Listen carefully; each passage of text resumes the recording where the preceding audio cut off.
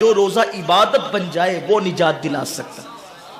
ایک تو روزے کی عادت ہے اور ایک تو روزہ عبادت ہے۔ روزہ عادت اور عبادت میں فرق کیا ہے؟ عادت یہ سب نے رکھا ہم بھی رکھ لیں، یہ عادت ہے۔ نہ رکھیں گے تو کیا جواب دیں گے، یہ عادت ہے۔ نہ رکھیں گے تو لوگ تانا دیں گے، عادت ہے۔ پھر روزہ عبادت کیا ہے؟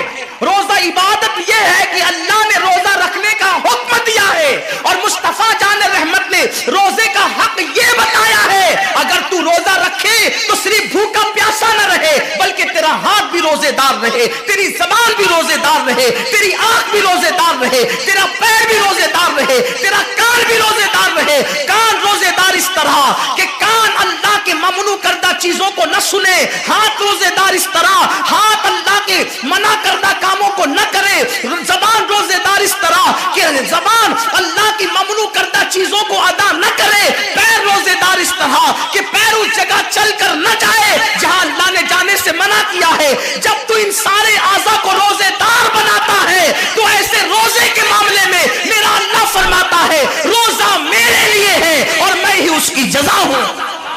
ہر عمل کی جزا جنت ہے، روزے کی جزا خدا کی ذات ہے۔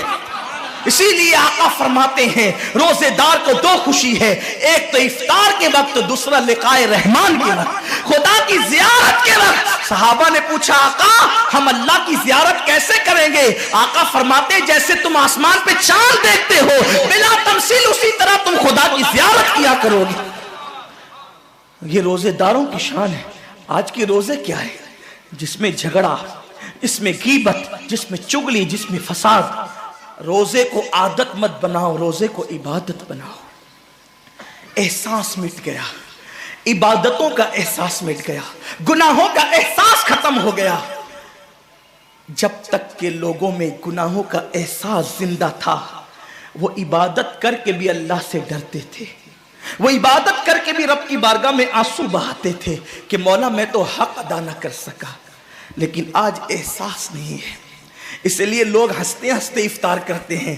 حالانکہ صحابہ کا معمول تھا جب افطار کا وقت آتا وہ ہاتھوں کو اٹھا کر کے روتے اور کہتے مولا روزہ تو چلا گیا لیکن روزے کا حق نہ ادا ہو سکا، آنسو بہاتے ڈرتے۔ لیکن آج ایسا کچھ بھی نہیں ہے۔ ہماری ساری نیتیں تو دسترخوان پہ لگی ہوتی ہے افطار کے وقت۔ آئیے ایک بات نکل آئی، احساس گناہ۔ کیا ہے احساس گناہ؟ آقا نے فرمایا نا کہ جب رمضان شریف کا حق ضائع کر دو گے تو اللہ تم سے عزت کو چھین لے گا، تم ذلیل و رسوا ہو جاؤ گے۔ احساس ختم ہے گناہ کا، اسی لیے رمضان شریف میں بھی گناہ کرتے ہیں اور گناہ کر رہے ہیں تو ذلیل ہو رہے ہیں۔ احساس کسے کہتے ہیں؟ احساس یہ کہ میں نے کیا کیا، چھوٹے سے گناہ کو بڑا سمجھنا میں نے کیا کیا۔ ایک خاتون بارگاہ رسالت میں آئی اور عرض کیا یا رسول اللہ مجھ سے زنا ہو گیا ہے، میں نے بہت بڑا جرم کر لیا ہے، آپ مجھ پہ حد لگا دیں، حد جاری کر دیں تاکہ میں گناہ سے پاک ہو جاؤں۔ اللہ کے حبیب نے احساس گناہ دیکھ کر کے فرمایا کہ جا ابھی تیرے پیٹ میں بچہ ہے، تیرے جرم کی سزا تیرے پیٹ کے بچے کو نہیں دی جا سکتی، اگر تجھ پہ حد لگے گی تو وہ بچہ بھی ختم ہو جائے گا، جب بچہ پیدا ہو جائے اس کے بعد آنا۔ بچہ پیدا ہو گیا تو وہ لے کر کے آئی۔ آقا فرماتے ہیں تیری جان چلی جائے گی تو اس کی پرورش کون کرے گا، اس کو دودھ کون پلائے گا؟ جا اس کو دودھ پلا اس وقت تک جب تک یہ کھانے نہ لگے۔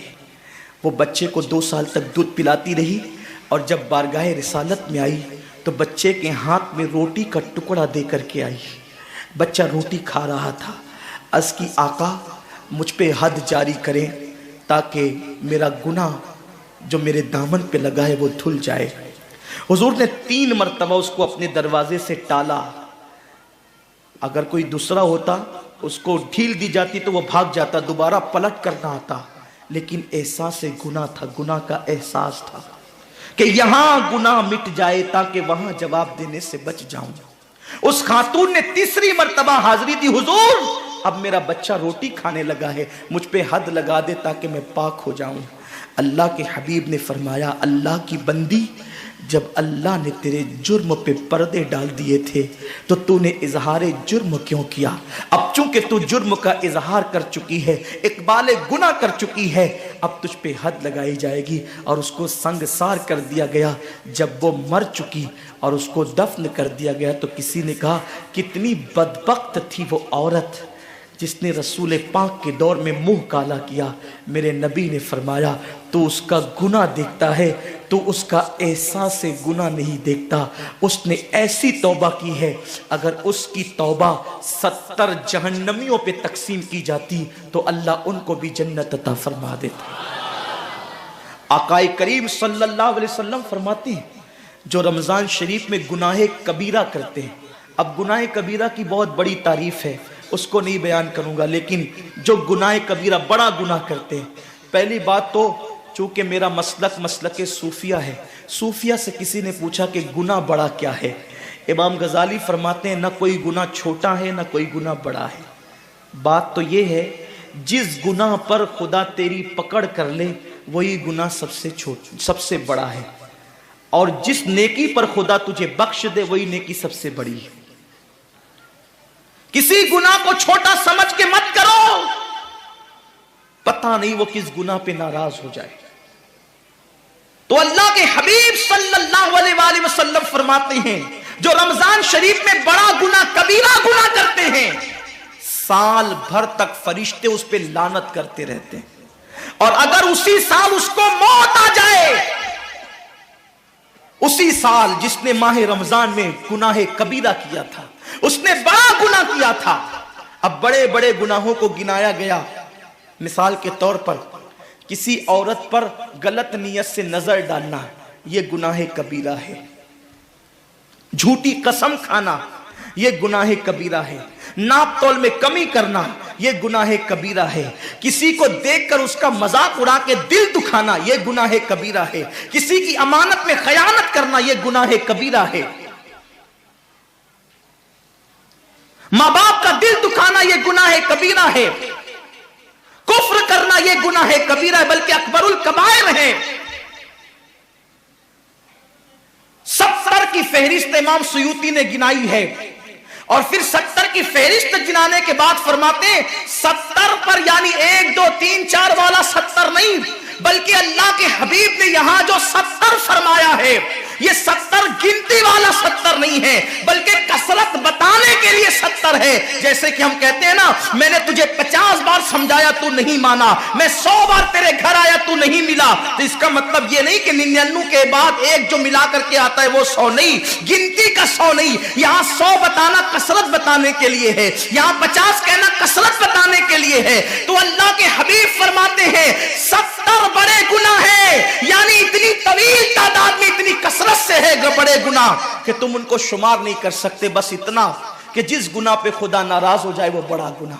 تو جس نے رمضان شریف میں قصدن بڑا گناہ کیا، قصدن، نماز کو چھوڑنا بھی گناہ کبیرہ ہے، نماز کو ترک کرنا بھی گناہ کبیرہ ہے۔ میرے آقا صلی اللہ علیہ وسلم کے دیوانوں، کھیل کود میں وقت کو ضائع کرنا، وقت کا ضیاع، یہ بھی گناہ کبیرہ ہے۔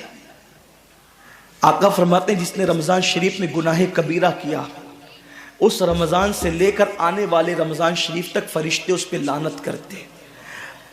یہ لعنت کیا ہے؟ لعنت سمجھتے ہیں؟ لعنت کا مطلب یہ ہے جس پہ لعنت پڑی وہ ہمیشہ کے لیے اللہ کی رحمت سے دور ہو گیا۔ انسان کی لعنت کیا ہے؟ انسان کی لعنت، ایک جانور پر حضور علیہ الصلوۃ والتسلیم کسی صحابی کے جانور پر بیٹھے تھے، وہ دھیرے چل رہا تھا، کسی نے کہہ دیا کہ اس پہ لعنت ہو، یہ دھیرے چلتا ہے۔ حضور علیہ السلام نے اس جانور کے نیچے اتر کر فرمایا جس پہ لعنت کر دی گئی میں اس جانور پہ سواری نہیں کر سکتا۔ یہ ایک انسان کی لعنت کا اثر ہے، جس پہ معصوم فرشتے لعنت کرے اس کا انجام کیا ہوگا، وہ بھی 1 2 لعنت نہیں۔ رمضان شریف کو چھوٹا مت سمجھیے، 1 کے 70 پر آپ کی نظر ہے، گناہ نیکیوں کی کثرت پہ آپ کی نظر ہے، گناہوں کی تباہی پہ آپ کی نظر نہیں ہے۔ اللہ کے رسول صلی اللہ علیہ وسلم نے فرمایا جیسے ماہ رمضان شریف میں نیکیوں کا درجہ بڑھ جاتا ہے، ویسے ماہ رمضان شریف میں گناہوں کا بھی معاملہ بڑھ جاتا ہے۔ یعنی اگر رمضان شریف میں تم ایک گناہ کرو گے تو اور دنوں کے اندر جو گناہ کرتے تھے اب اس گناہ سے زیادہ تمہیں عذاب دیا جائے گا، کیونکہ آپ نے ماہ رمضان کی حرمت کو پامال کیا ہے، آپ نے ماہ رمضان شریف کی عزت کو پامال کیا ہے۔ تو سوچو انسان کی لعنت پڑے یہ حال ہے، تو جس پہ فرشتوں کی وہ بھی ایک دو نہیں پورے سال تک فرشتے لعنت کرتے ہیں، اور اللہ کے نبی صادق و مصدوق نبی نے فرمایا کہ اگر وہ اسی سال رمضان شریف آنے سے پہلے مر جائے تو اس کے پاس کوئی نیکی نہیں ہوگی جو اس کو جہنم کی آگ سے بچا سکے، اور اس کا ٹھکانہ تو جہنم ہی ہوگا۔ خدا کے لیے اپنے حال پہ رحم کرو، اپنے آپ کو جہنم کا ایندھن مت بناؤ۔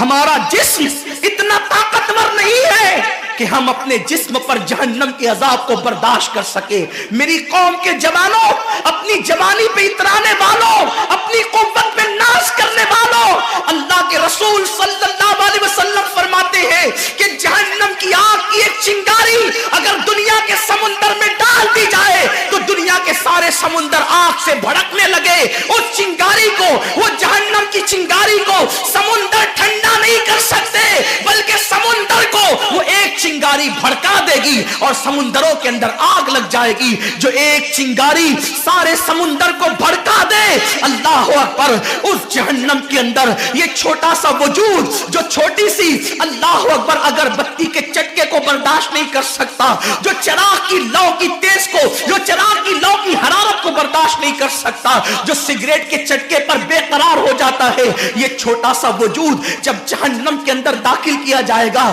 اس وقت اس وجود کا کیا ہوگا؟ میرے آقا مصطفیٰ جان رحمت فرماتے ہیں کہ جب پہاڑوں کو جہنم میں ڈالا جائے گا تو پہاڑ ایسے پگھلنے لگیں گے جیسے نمک کو پانی میں ڈالنے سے نمک پگھلنے لگتا ہے۔ میرے بھائیوں، خدا کے لیے اپنے حال پر رحم کرو، اپنے آپ کو جہنم کا ایندھن مت بناؤ۔ اللہ اکبر، تراویح کے وقت میں پیر پھیلا کر محلوں میں بیٹھنے والوں، روزوں کے وقت میں چھپ چھپا کر کھانے والوں، اللہ کی غیرت کو چیلنج مت کرو۔ اللہ کے حبیب نے فرما دیا کہ جو گناہ کبیرہ رمضان شریف میں کرے گا سال بھر فرشتوں کی لعنت ہوگی۔ آپ کہتے ہیں مسلمان کلمہ پڑھتا ہے، مسلمان نبی کا غلام ہے، مسلمان نبی پہ جان قربان کرنے کے لیے تیار ہے، اتنی مصیبتوں میں کیوں ہے، اتنی تکلیفوں میں کیوں ہے، کیوں تباہ ہو رہا ہے مسلمان؟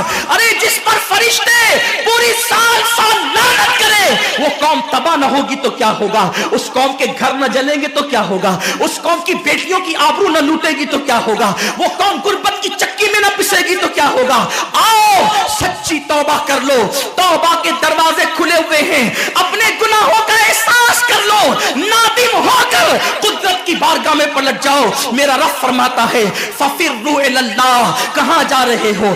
دوڑو اللہ کی طرف، پلٹو اللہ کی طرف۔ بڑے سے بڑا پاپی اگر خدا کی طرف احساس گناہ لے کر، ندامت کے آنسو لے کر اللہ کی بارگاہ میں پلٹا ہے تو اللہ نے اس کو مغفرت کا پروانہ عطا کیا ہے۔ میرے رب کا وعدہ ہے جو میری بارگاہ میں پلٹتے ہیں میں ان کو لوٹاتا نہیں ہوں، میں ان کو معاف کر دیتا ہوں۔ سبقت رحمتی علی غضبی، میری رحمت میرے غضب پہ سبقت لے گئی ہے۔ وہ رب جو 70 ماؤں سے زیادہ پیار کرتا ہے، امت کی تباہی کا اتنا ہی خیال ہے تو ہم رمضان شریف کا احترام کیوں نہیں کرتے؟ ہم رمضان شریف کا اہتمام کیوں نہیں کرتے؟ کیوں ہم اللہ کی عبادت کی طرف نہیں آتے؟ آؤ اپنے گناہوں کا احساس لے کر خدا کی بارگاہ میں پلٹو تاکہ تباہی سے بچ جاؤ۔